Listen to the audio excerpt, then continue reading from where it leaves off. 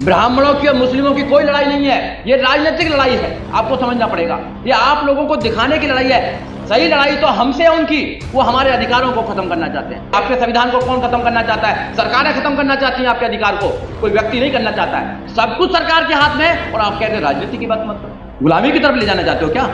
हम तो राजनीति की बात करेंगे किसी भी मंच पर। उत्तर प्रदेश के लोगों ने माननीय काशीराम साहब से भी कहते थे, अरे हम तो कांग्रेस के साथ ठीक थे, आप कौन सा सपना दिखा रहे हो? आप सरकार बनाओगे क्या?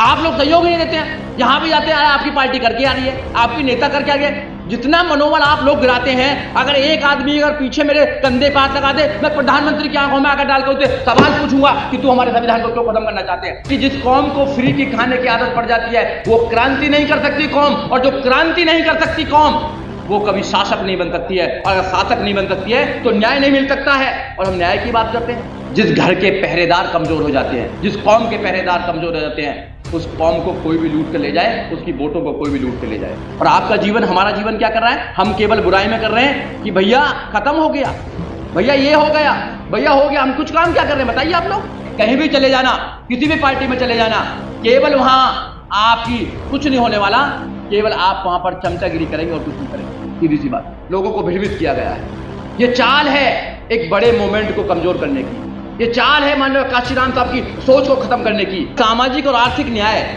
जो आज तक नहीं मिला, माननीय काशीराम साहब ने कहा बहुजन समाज पार्टी केवल राजनीतिक पार्टी नहीं है, वो सामाजिक परिवर्तन, आर्थिक मुक्ति का आंदोलन है। किसी एक व्यक्ति की पार्टी नहीं है, वो समाज के उन लोगों की पार्टी है जो इस देश में सामाजिक परिवर्तन करना चाहते हैं। मगर मुझे गर्व है कि मैं देश की सबसे बड़े नेता बहन आदरणीय कुमारी मायावती के साथ काम कर रहा हूं। क्यों मुझे गर्व है बहन जी पर? इसलिए मुझे गर्व है क्योंकि माननीय काशीराम साहब ने जिसको चुना है, माननीय काशीराम साहब ने आदरणीय बहन कुमारी मायावती को चुना था और सबको कहा था कि ये मेरे सक्सेसर हैं, इनके बताए हुए रास्ते पर चलना। तो मैं तो माननीय काशीराम साहब के बताए रास्ते की बात कर रहा हूं। आज का टॉपिक है लोकतंत्र।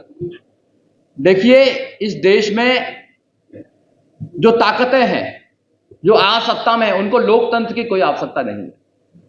लोकतंत्र की आवश्यकता इस देश के वंचित समाज को है, क्योंकि इस देश में दो प्रकार से राजा बनता था। एक तो तलवार के बल पर राजा बनता था और एक रानी के पेट से राजा पैदा होता था। ना तो हमारे पास तलवार थी, ना रानी थी।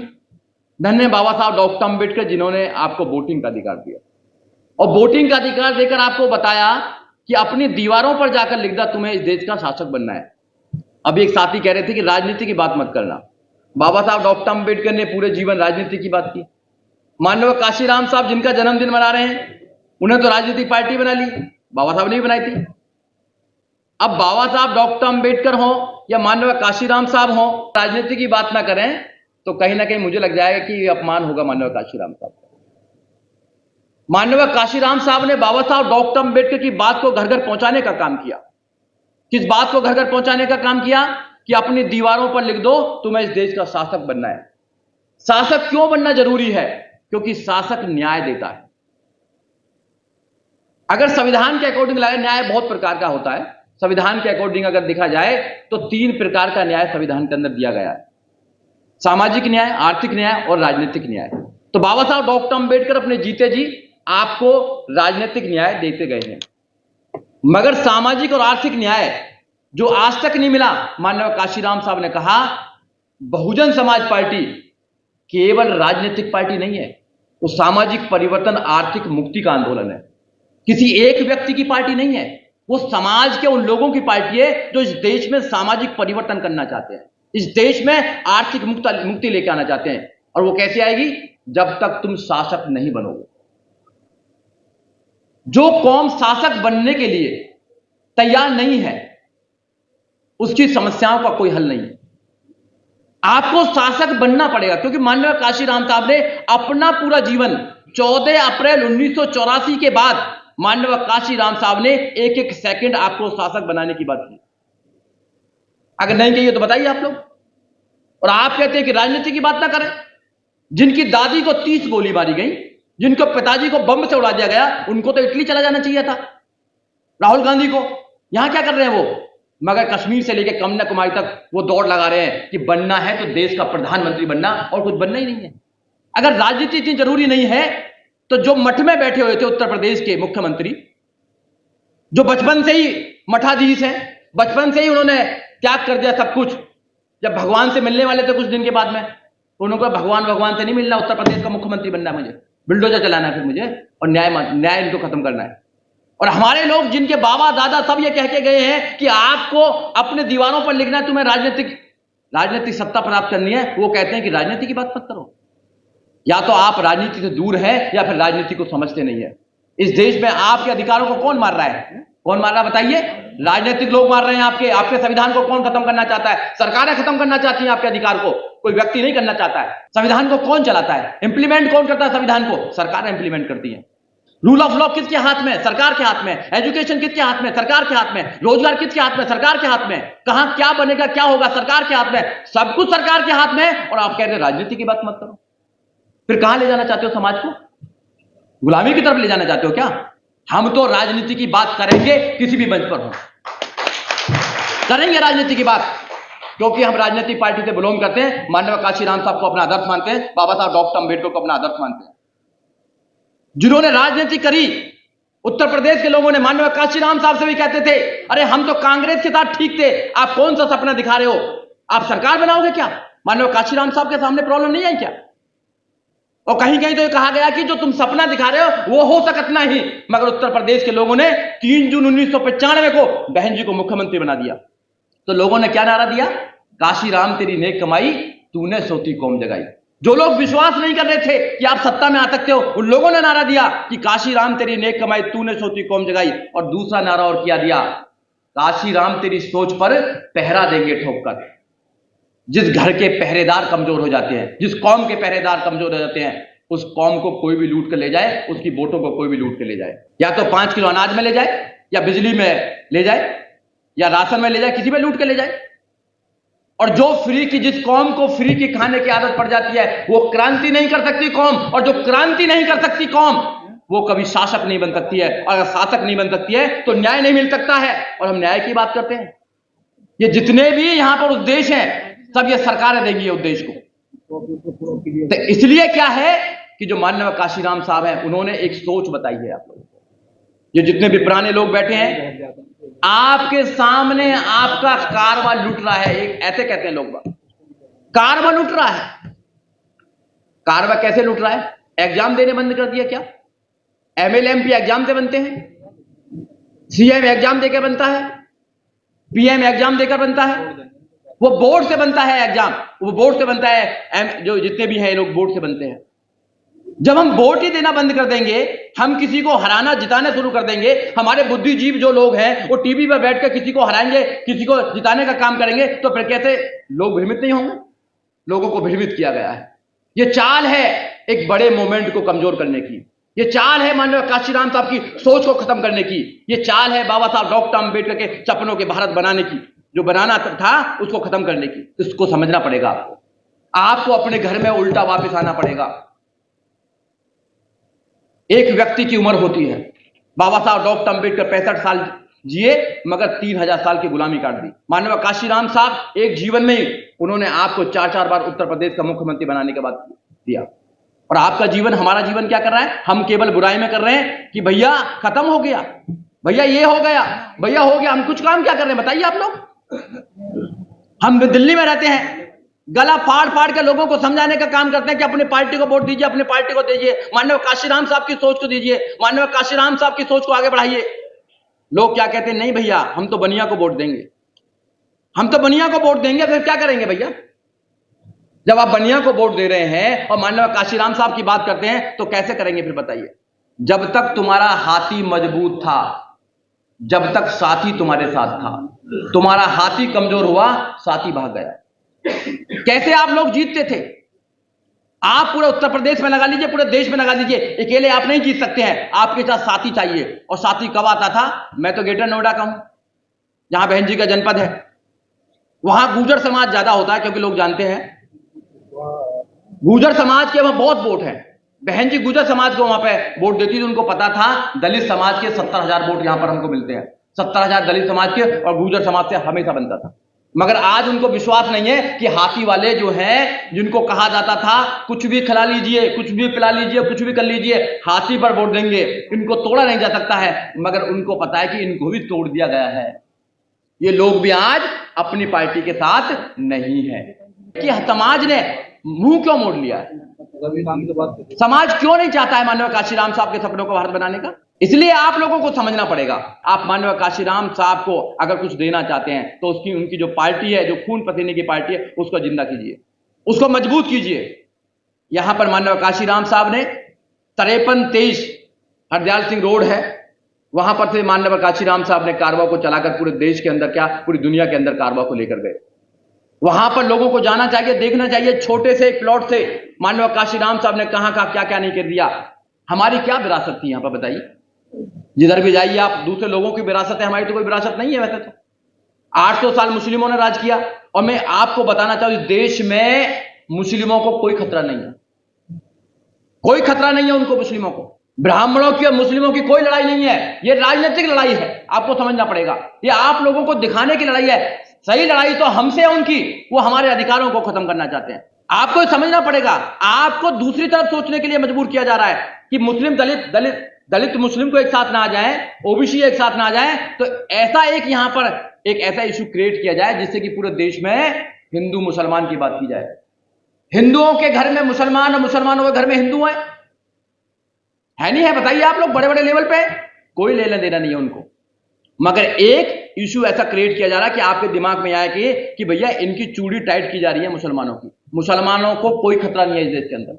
अगर खतरा है तो दलितों को खतरा है, खतरा है तो तुम्हारी एजुकेशन को खतरा है, तुम्हारे रोजगार को खतरा है, तुम्हारे आने वाले बच्चों को खतरा है। सब खतरा ही खतरा है तुम्हारे लिए। अगर आज भी आप नहीं सुधरे, अगर आज भी आप नहीं माननीय काशीराम साहब की बात को माने, तो फिर देर हो जाएगी। और देर इतनी हो जाएगी कि वो इतने मजबूत हो जाएंगे कि हर जगह उनका कब्जा होगा, हर जगह उनका कब्जा होगा। और जो धर्म की बात करते हैं, धर्म शासक का होता है, जिसका राजा होता है धर्म उसका होता है। जब बहन जी की सरकार थी तो देखिए आप, गौतम बुद्ध यूनिवर्सिटी किसने बनाई? गौतम बुद्ध नगर किसने बनाया? दलित प्रेरणा केंद्र किसने बनाया? बहुजन प्रेरणा केंद्र किसने बनाया? लुटियन जोन में देखिए आप, हजारों करोड़ की जमीन है। यहां पर देखिए आप, सेक्टर 15, सेक्टर 14, 15, 16 और फिल्म सिटी, हजारों करोड़ की जमीन है, और एक तरफ तुम्हारी विरासत बनाने का काम किया था। नखलऊ को आप देखिए, नखलऊ में क्या करा उन्होंने। तो इसलिए आपको समझना पड़ेगा, जब माननीय काशीराम साहब के रास्ते पर चलकर आप लोगों ने, माननीय काशीराम साहब के रास्ते पर चलकर आप लोगों ने बहुजन समाज पार्टी को मजबूत किया, तो बहुजन समाज पार्टी के राज में क्या क्या हुआ?